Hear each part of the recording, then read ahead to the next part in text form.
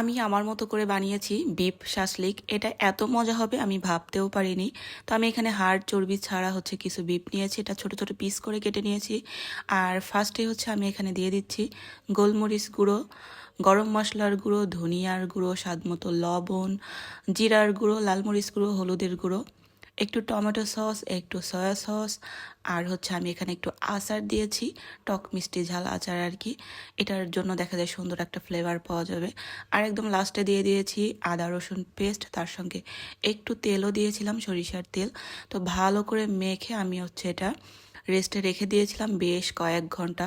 দুপুরে আর কি ম্যারিনেট করেছিলাম, আমি এটা সন্ধ্যার পরে আর কি বানাতে এসেছি।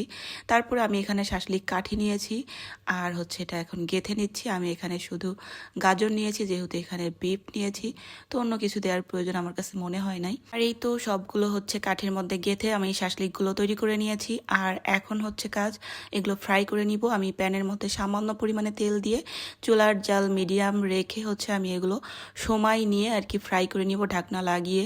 এটা হচ্ছে সময় নিয়ে আমি উল্টে পাল্টে সুন্দর করে পোড়া পোড়া করে ফ্রাই করে নিয়েছি। আর এই তো সুন্দর একটা ফ্লেভারও পাওয়া যাচ্ছিল। আর এগুলো খাওয়ার জন্য আমি বাইরে থেকে নান কিনে নিয়ে আসছিলাম, আর এগুলো দিয়ে এখন হচ্ছে খেয়ে নিচ্ছিলাম। আর খেতে খুবই মজা হয়েছিল, বিশেষ করে আমার বাচ্চারাও খুবই পছন্দ করেছে।